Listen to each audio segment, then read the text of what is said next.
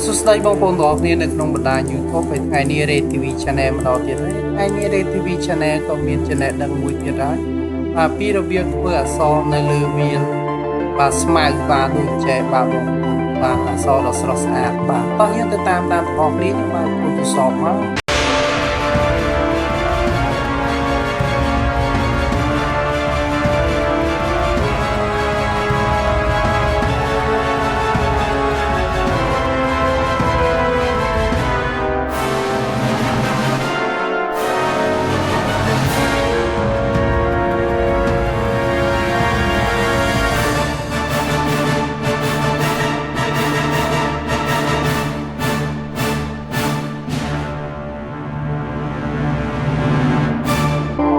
បងប្អូនចុចមុនដំបូងបងប្អូនចុចយកពាក្យថាស្វាល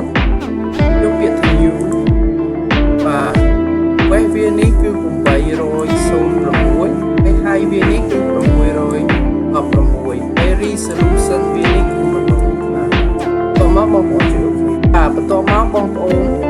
បានចឹងហើយគឺយើងយកនេះបងប្អូនបាទយកពាក្យថា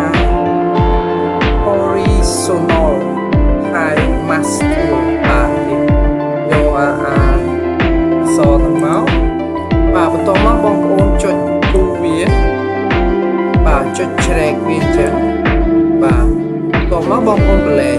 បាទបន្ទាប់មកបងប្អូនសរសេរមកបាទខ្ញុំសរសេរដាក់កម្ពុជាចំណុចកម្ពុជាបាទ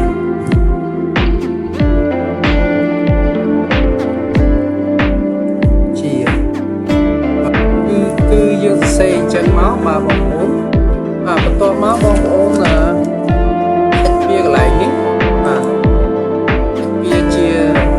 ឲ្យវា selection អញ្ចឹងបាទបន្ទាប់មកបងប្អូននេះចុចកន្លែងនេះ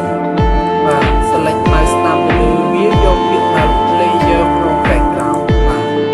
បន្ទាប់មកបងប្អូនចុច OK មកបាទបន្ទាប់មកទៀតបងប្អូនយកពាក្យថានេះបាទយកពាក្យថា copyបាទចុច search control ហើយអក្សរ C បាទតោះពីយើងបានអញ្ចឹងហើយបងប្អូនចុចចូលកន្លែងនេះទៀតបាទយកពាក្យថា pass បាទ control អក្សរ V បាទបន្ទាប់មកយើងបាន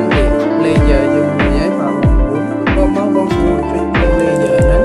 ពីរដងមកបាទបន្ទាប់មកបងប្អូនចុចចូលក្នុងខ្សែរូបបាទ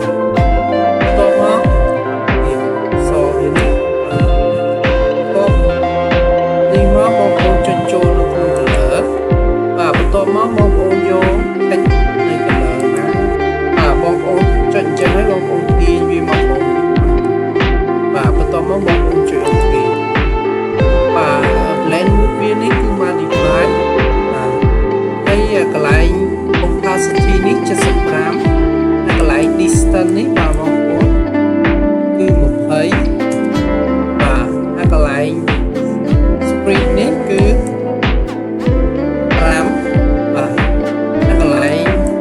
សាយវានេះបាទតោះមកបងប្អូនចុចចូលទៅក្នុង stove បាទ stove នេះបាទតោះមកបងប្អូនចុចចូលទៅក្នុង color វាបាទបន្ទាប់មកបងប្អូនចុចចូល color ពណ៌លឿងបាទចូលលឿងបន្ទាប់មកបងប្អូនចុច OK បាទតោះមកបងប្អូនចុចសេរីសាយវានេះគឺមកគឺបងប្អូននៅកន្លែងនេះគឺយក outside បាទនៅកន្លែង blend នេះគឺ normal បាទនៅកន្លែង opacity នេះបងប្អូនយក100%បាទតោះមកបងប្អូនចុច OK មក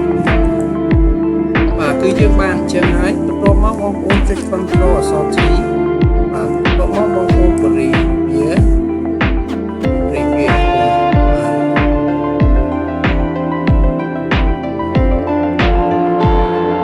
បាទបន្ទាប់ពីយើងបានអញ្ចឹងហើយគឺអក្សរកម្ពុជាយើងស្អាតណាស់បងប្អូនបន្ទាប់មកបងប្អូនយកពាក្យថា